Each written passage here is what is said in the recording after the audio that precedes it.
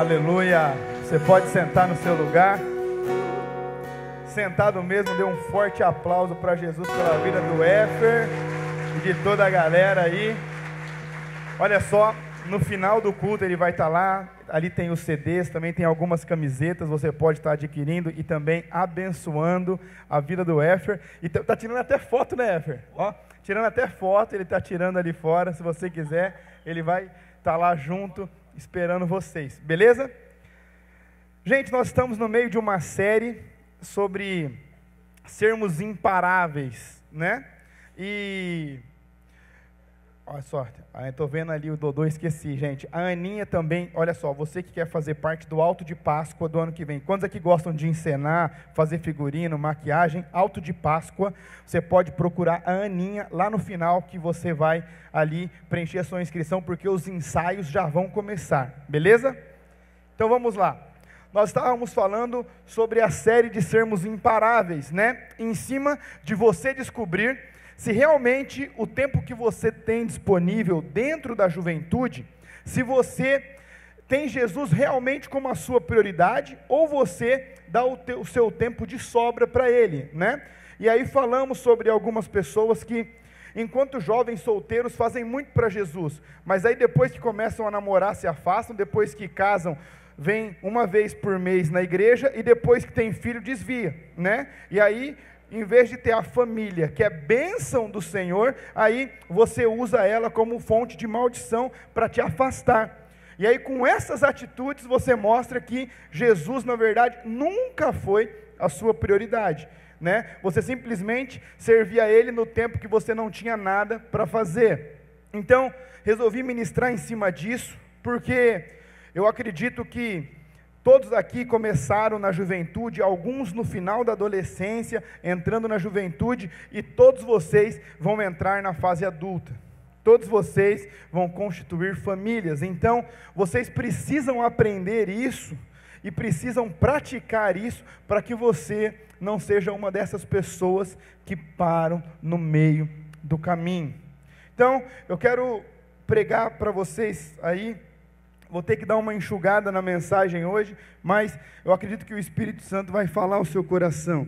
Quero falar sobre a vida do apóstolo Pedro.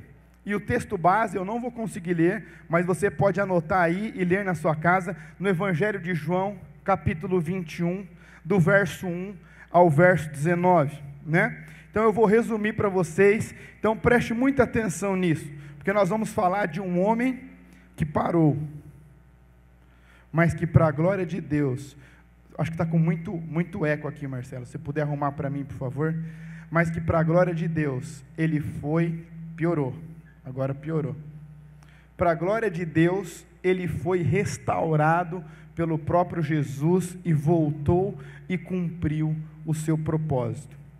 Então preste atenção, a Bíblia diz que Pedro nasceu em Betsaida, em uma das cidades que ficam à margem do mar da Galileia. Rapaz, assim não vai dar para pregar, pode desligar o retorno aqui se for preciso, porque está muito ruim aqui em cima, aí embaixo deve estar pior. Então, a Bíblia diz que ele nasceu em Betsaida, uma cidade que fica nas margens da Galileia. Ele era filho de João, irmão de André, e ele era casado, né? E ele estabeleceu sua residência em Cafarnaum, onde foi o quartel-general do ministério de Jesus Cristo. E o que é muito interessante é que ele era empresário no ramo da pesca, sócio de Zebedeu, e ele era pai de Tiago e de João. E a Bíblia diz que o seu irmão André, que levou ele a Cristo, porque André, ele era discípulo de João Batista. E certa vez, quando João Batista estava caminhando, e a primeira vez que ele encontrou Jesus, ele aponta para Jesus, e ele fala assim: eis o Cordeiro que tira o pecado do mundo. Nesse momento aí, é como se João Batista fizesse uma transição, porque o tempo dele estava se cumprindo, e aí uma boa parte dos discípulos de João Batista passaram a seguir Jesus, e André foi um deles. Então, quando aconteceu isso, ali André conversou com Pedro, e Pedro passou a ser um dos seguidores. E o primeiro encontro entre Pedro e Jesus, que nós temos relatos, fica lá em Lucas 5, Quando Jesus ele está às margens do lago doce da Galileia, que tem 21 quilômetros de comprimento, 14 quilômetros de largura, uma multidão se ajunta para ver Jesus. E quando essa multidão se ajunta, tinham 2 barcos lá. Jesus entra em um desses 2 barcos, e esse barco era de Pedro. E aí ele começa a pregar, e depois que ele prega, ele despede as multidões, e ele olha para Pedro e pergunta para ele assim, fala para ele assim, lança suas redes para pescar. E Pedro fala assim, olha, eu sou um profissional da pesca, né? Nós tentamos pegar aí e não pegamos nada. E aí, uma fé é despertada na alma de Pedro, e ele fala assim, mas, mediante a sua palavra, eu vou lançar. E quando ele lança, a quantidade de peixes que Pedro começa a pegar era tão grande, que as redes começam a se partir, e o outro barco precisa chegar perto, para que o barco de Pedro não afundasse. Mas preste atenção, quando o Espírito Santo ele quer te chamar, quando o Espírito Santo ele tem um propósito para a sua vida, ele tem um direcionamento para você, logo ele, com algumas pessoas, a pessoa está no fundo do poço, mas muitas vezes você vai estar no ápice da sua vida profissional. Quando Pedro olha aquilo, Pedro nunca tinha visto uma pesca daquela, uma pesca milagrosa. E Pedro reconhece aquilo e ele logo esquece aqueles peixes. E ele se prostra a Jesus e fala assim, saia daqui, Jesus, eu sou pecador, você não é digno de estar aqui, eu não sou digno de ter você aqui perto de mim, eu não sou digno de ter a sua presença perto de mim. E Jesus olha para ele e fala assim, a partir de hoje, eu te farei pescadores de almas. E aí, quando Pedro, ele entende isso, a partir desse momento, dessa experiência que ele tem com Jesus, ele passa a seguir Jesus. E quando Jesus, poucos dias depois desse episódio, ele passa uma noite inteira orando, a fim de escolher os seus apóstolos, os seus discípulos, e Pedro é o primeiro que ele escolhe. E aí, eles começam a caminhar, e começam a desenvolver o ministério de Jesus, e eu quero fazer esse paralelo rapidamente, entre o ministério de Pedro, e junto com Jesus. E aí nós vamos observar as fraquezas de um homem e de uma mulher de Deus, mas em todo tempo, o que Jesus faz para que você continue caminhando com Ele sem parar, sendo imparáveis. Então, nós olhamos em Mateus 16, Jesus, a Bíblia relata que Jesus ele estava no norte de Israel, onde nasce o rio Jordão, lá em Cesareia de Filipos. E aí, Jesus ele chega lá, junto com os seus discípulos, ele começa a fazer perguntas. Dentre elas, ele fala assim, quem os homens por aí estão dizendo que eu sou? E aí eles começam, alguns dos profetas, Moisés, Elias. E aí, Pedro, ele fala assim, tu és o Cristo, o Filho do Deus vivo. E aí, ele já espera receber aquele elogio de Jesus. E Jesus, ele fala assim, não foi carne nem sangue que te revelou isso, mas o meu Pai que está nos céus. E aí nós temos o início da igreja de Cristo, porque Jesus, ele olha para aquela entrada de Cesareia do Filipos, onde tinha 2 templos, um de paganismo, de medo, e outro de orgias sexuais. Ele leva os discípulos dele no pior lugar de Israel, no lugar mais promíscuo, mais idólatra daquela terra, e ele fala assim, sobre esta pedra eu edificarei a minha igreja, e as portas do inferno não vão prevalecer contra ela. Então preste atenção, que quando Jesus ele declara isso, ele decreta isso.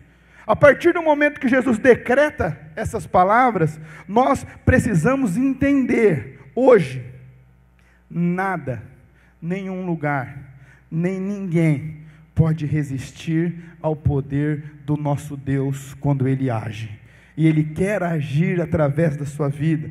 E Pedro, ele sai dali entusiasmado, por quê? Eu acabei de ter uma revelação do alto, né? Quantos de vocês aqui, nas células, nos cultos, a primeira vez que falaram em línguas, a primeira vez que tiveram uma visão aberta, a primeira vez que receberam uma palavra de conhecimento, a primeira vez que entregaram uma palavra de conhecimento, ficam felizes, e não é errado ficar feliz. O que nós não podemos é nos perder enquanto Deus começa a nos usar. Por quê? Na sequência, quando Pedro ele acerta isso, é revelado pelo próprio Deus, no próprio Mateus 16, na parte final, Jesus ele fecha aquele ciclo, e ele começa ali a anunciar a sua morte, e ele fala para os discípulos assim: olha, eu vou precisar ir para Jerusalém, e lá eu vou morrer, e eu vou ressuscitar no terceiro dia. Então é necessário que eu vá para Jerusalém, que eu padeça na mão dos escribas, dos fariseus, da guarda romana, e que ao terceiro dia eu ressuscite.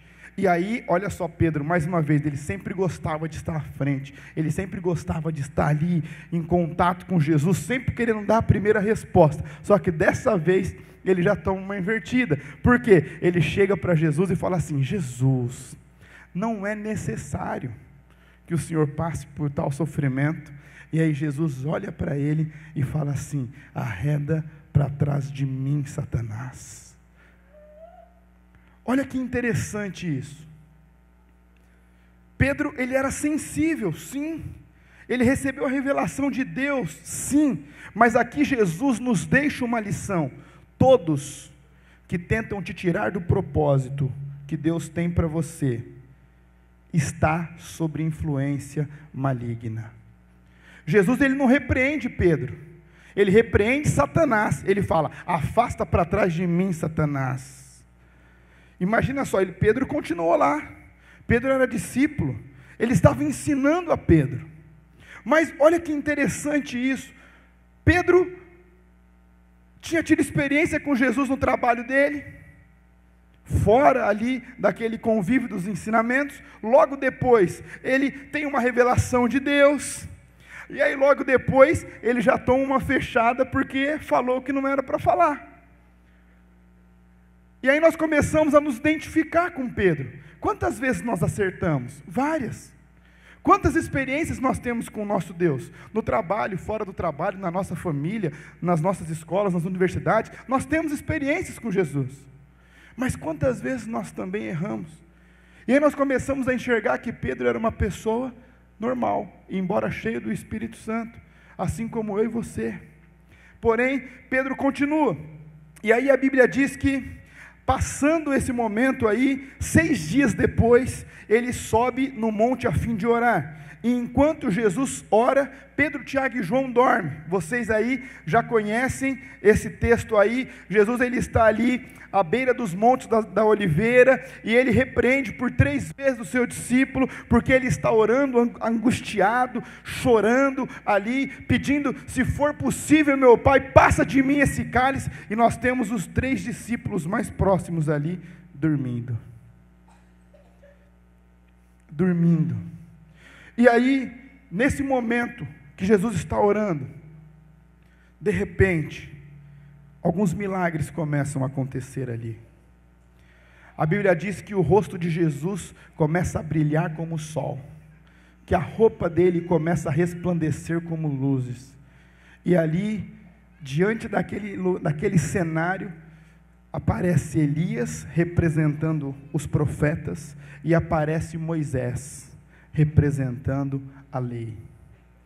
E ali, daí que nós temos aquele texto clássico de Jesus, né? Eu não vim para abolir as leis, nem abolir as profecias, mas eu vim cumpri-las. E ali nós temos Moisés, Elias, e eles começam a falar acerca dessa reta final da vida de Jesus. Pedro, quando ele olha aquilo deslumbrado, olha mais uma vez Pedro querendo ser proativo, querendo fazer as coisas certas. Ele chega e fala assim: Jesus, quer que eu faça 3 tendas aqui para vocês?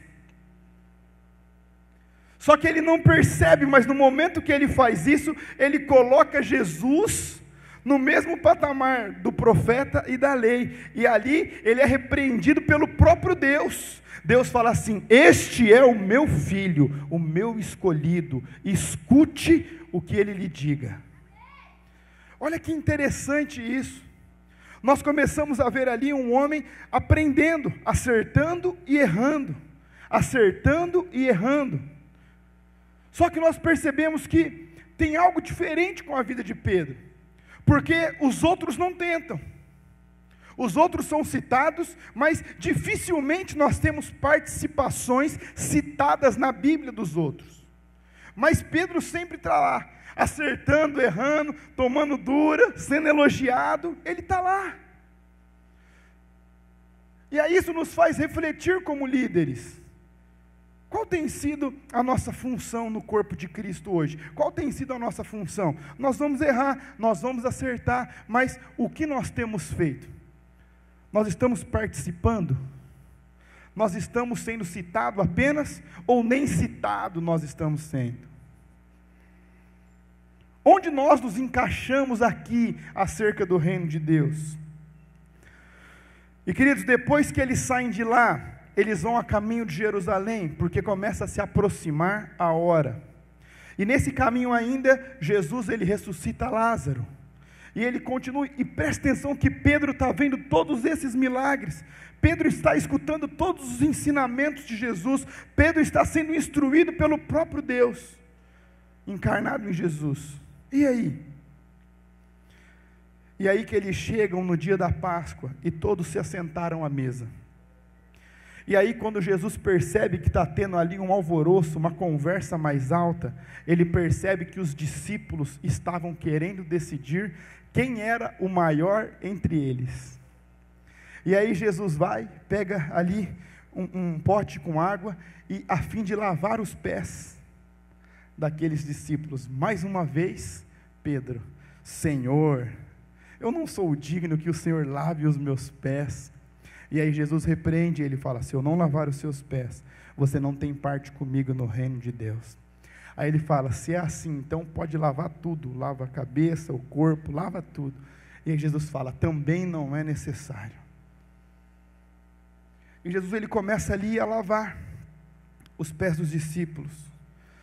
E queridos, começa a ficar uma situação, porque nesse momento Jesus despede Judas. Daquele momento Judas sai do cenáculo, onde eles estavam celebrando a Páscoa, e ele já vai encontrar os soldados pelos quais ele vendeu Jesus pelas moedas de prata.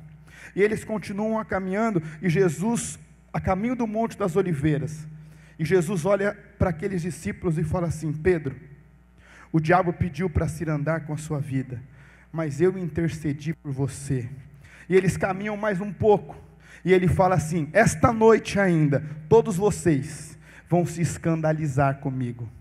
E aí Pedro mais uma vez vai lá no particular, e fala assim: Jesus, pode ficar tranquilo, ainda que todos estes te abandonem, eu estarei aqui, eu estou pronto para morrer com o Senhor.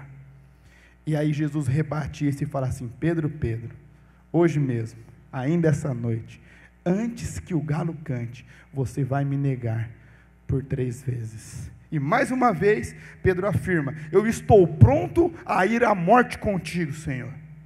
Nesse momento, a guarda romana se aproxima, e Pedro, perturbado, saca sua espada e arranca a orelha de Malco.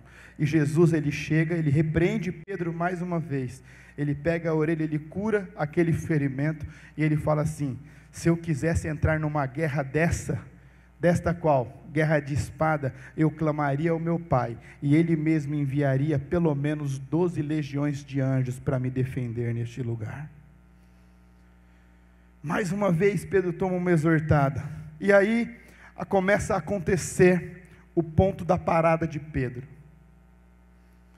Aqui, nesse momento, Pedro ele já tinha andado pelas águas, Pedro ele já tinha orado e pessoas tinham sido curadas, Pedro já tinha orado para libertar demônios, Pedro já estava ali aprendendo com Jesus por 3 anos e alguns meses, e aí os guardas levam Jesus preso, e nesse momento começa: olha só, é você é um deles, e ele fala: não sou um deles.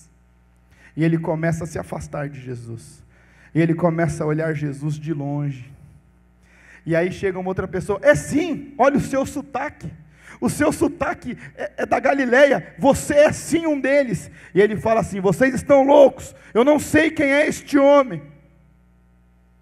E aí mais uma vez, chega um dos soldados que estavam ali naquela região que prenderam Jesus, fala assim, você certamente é um deles. E a palavra de Deus fala que nesse momento, Pedro começa a blasfemar.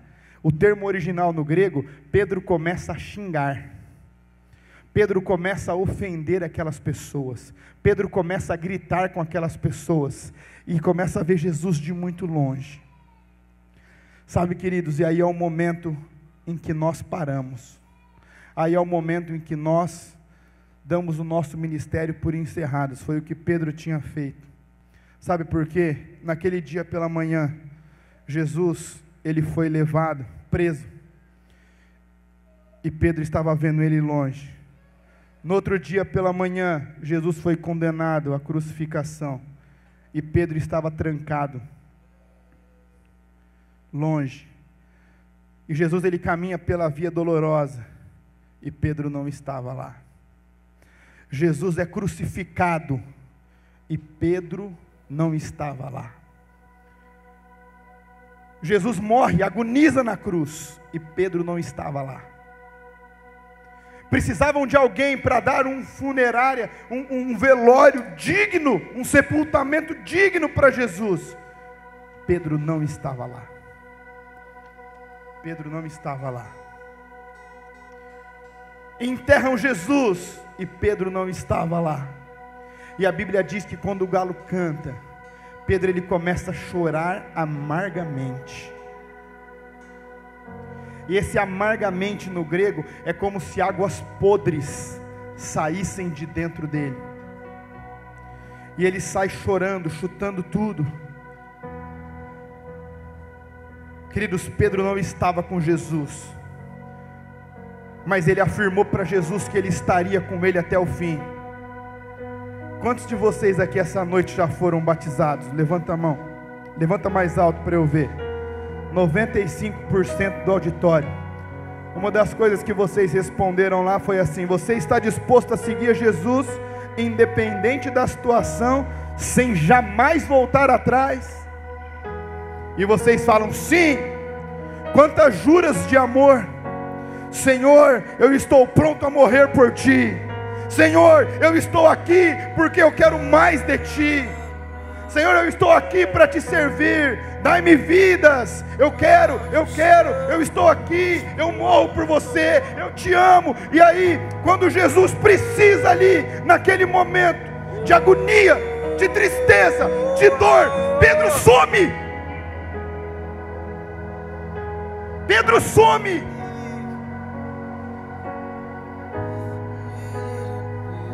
Quantas promessas quebradas. Quantas vezes nós paramos como Pedro. E queridos, é interessante porque Pedro não foi nem no túmulo. Porque a história diz, a Bíblia relata que ao fim do terceiro dia, algumas mulheres desceram no túmulo a fim de visitar o corpo de Jesus. E quando elas chegam lá, o túmulo está aberto. E elas, sem coragem de entrar, elas voltam correndo e falam para João. A notícia chega em Pedro, e ali eles saem correndo, eles chegam no túmulo. Quando João está se aproximando, Pedro entra no túmulo, e quando ele olha lá, não tem ninguém mais. O túmulo está vazio, e eles vão embora, voltam para casa. Quando eles estão voltando para casa, Maria fica lá, e aí um anjo do Senhor aparece e fala assim: olha, por que você está procurando entre os mortos aquele que vive? E aí depois se aproxima um homem, e aí Maria pensa que é um jardineiro, e ela fala assim: onde colocaram o corpo dele? Onde colocaram Jesus? Onde? E aí Jesus fala assim: Maria. E ela reconhece a voz de Jesus. ela se prostra, ela agarra os pés dele e fala assim: Rabone, mestre.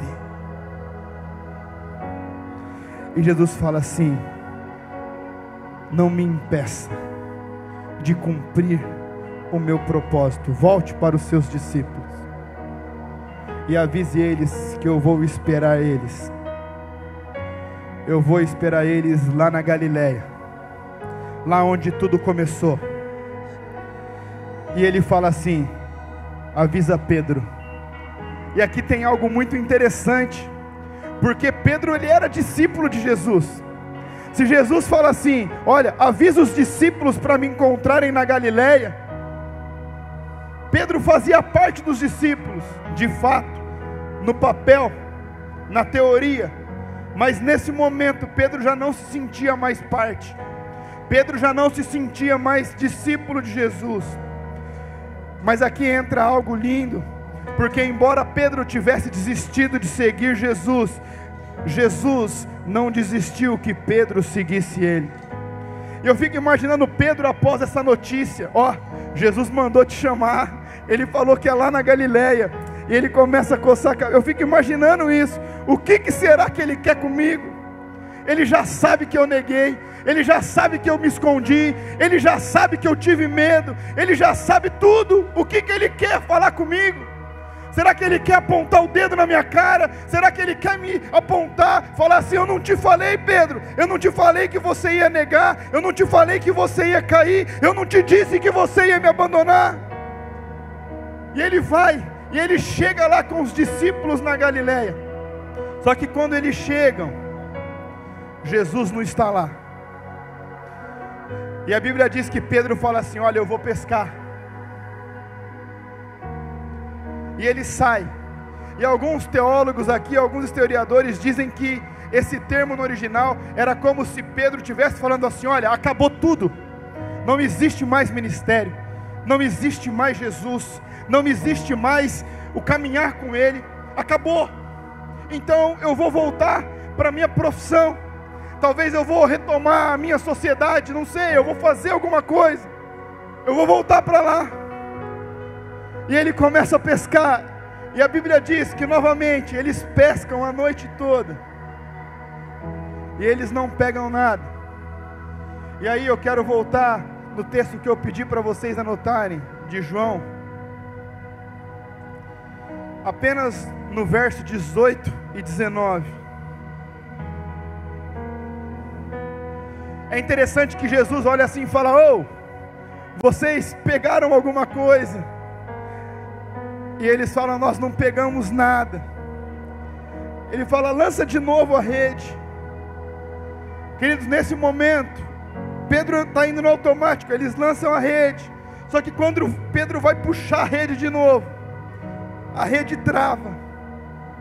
E eu acredito que nesse momento passa um filme na cabeça de Pedro, porque a rede não vem. E ele fala: a rede está lotada de peixe de novo, mas nesse horário, nesse local, não se pega peixe, ainda mais nessa quantidade. E aí Jesus faz Pedro voltar lá para o dia da escolha, e falando assim, como se ele falasse hoje para as nossas vidas: olha, joga a rede de novo. Você já me negou, eu sei. Você já mentiu para mim, eu sei. Você já fez promessas que você não cumpriu para mim, eu sei disso também, sabe? Mas joga a rede de novo. E a Bíblia diz que quando Pedro sente isso, ele corre para falar com Jesus, ele deixa tudo, ele corre, e ele chega lá, e aí tem aquelas 3 perguntas clássicas do tu me amas. E aqui Jesus, ele quebra um paradigma que nós precisamos vir no culto simplesmente porque é de mandamento, que nós precisamos simplesmente aqui cultuar e ir embora. Em todos os momentos que Pedro afirma o amor dele por Jesus, ele rebate Pedro assim: vai e cuida das minhas ovelhas. Pedro, tu me amas? E ele fala: tu sabes, Senhor? Ele fala: eu sei, então vai e cuida das minhas ovelhas. Isso significa que o seu amor, ele é mostrado por Jesus na medida em que você cuida das ovelhas dele. E aí, quando ele acaba de fazer as 3 perguntas, Pedro se entristece, a Bíblia diz. Mas Jesus fala algo muito interessante, que eu acredito que é o que o Senhor quer que nós escutemos essa noite. No verso 18 ele diz assim: digo-lhe a verdade, quando você era mais jovem, vestia-se e ia para onde queria, mas quando for velho, estenderá as mãos e outra pessoa o vestirá e o levará para onde você não deseja ir. Verso 19, ele diz assim: Jesus disse isso para indicar o tipo de morte com a qual Pedro iria glorificar a Deus. Preste atenção, ele está falando assim: olha Pedro, você falou há um tempo atrás que você estava pronto a morrer por mim. Você falou, Pedro, que você estava pronto a ir para a morte comigo. Mas naquela época você era jovem demais na fé, você era imaturo demais na fé. E eu sabia que você ia mentir, eu sabia que você ia quebrar, eu sabia que você não ia conseguir. Mas agora vai chegar um dia, Pedro, que você vai ser velho. E Jesus, ele indica que Pedro morreria crucificado com Jesus. E ele fala assim: então disse-lhe, olha que Jesus já tinha chamado Pedro para seguir ele. Pedro já tinha caminhado com ele 3 anos. E aqui Jesus ele chama de novo. Ele faz o convite, o mesmo convite de novo. Pedro, você parou, mas eu quero que você se torne um imparável, Pedro. Levanta, segue-me outra vez, segue-me de novo, Pedro. E queridos, esse Pedro foi aquele que andou sobre as águas, foi aquele que pregou o sermão no dia de Pentecostes, no dia que o Espírito caiu. Foi quem deu início na igreja, na casa de Cornélio com os gentios. Ele foi um desbravador do Evangelho. E assim como Paulo, Deus não quis que a morte dele estivesse relatada na Bíblia. Mas a história nos garante que teve um dia quando Pedro foi preso por Nero, o mesmo que mandou degolar Paulo. E Pedro é condenado a morrer por morte de cruz, como Jesus tinha dito no texto. Você disse que queria morrer comigo, Pedro. Você disse que queria ser crucificado comigo. Vai ter um dia, quando você for velho, que eles vão te levar para onde você não quer ir. E a história diz que quando eles estão crucificando Pedro, já no final do ministério, depois de todas as cartas que vocês têm na Bíblia com as igrejas plantadas, milhares de pessoas rendidas ao Evangelho, Pedro ele começa a ser crucificado. E alguns historiadores dizem que no momento em que ele está sendo pregado na cruz, no chão, ele fala assim: veja bem, eu não sou digno de morrer que nem o meu Senhor. E os historiadores dizem que ele pede para ser crucificado de cabeça para baixo, porque ele não se sentia digno de morrer que nem Jesus. E assim, Pedro, outrora caído, envergonhado, chorando amargamente, parado, ele encerra o seu ministério, cumprindo aquilo que ele tinha prometido para Jesus nos tempos bons, sabe? Eu acredito que muitos aqui fizeram promessas para Jesus em tempos bons, em tempos favoráveis, mas quando o vento soprou contrário, quando vieram os apontamentos, quando vieram as acusações, nós nos afastamos de Jesus, nós começamos a ver Jesus de muito longe.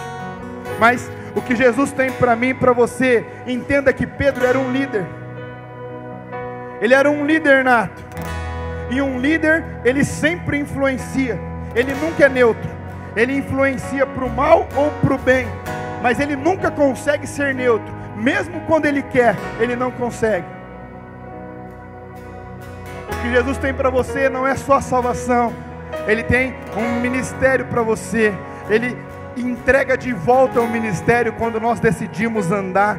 Sabe, não importa se você parou, não importa o que você não cumpriu com Jesus. E o engraçado é que Jesus manda chamar Pedro. Se vocês continuarem lendo o verso 20 e 21, ele vai querer argumentar que outros também erraram com Jesus. E Jesus repreende ele falando assim: Pedro, segue-me você, deixe os outros. E é o que Jesus nos pede essa noite: siga-me outra vez, siga-me outra vez. Quero te convidar para se colocar em pé. E você que quer seguir Jesus outra vez, de perto, não de longe, bem de perto. Você que quer ter o seu relacionamento restaurado com Ele,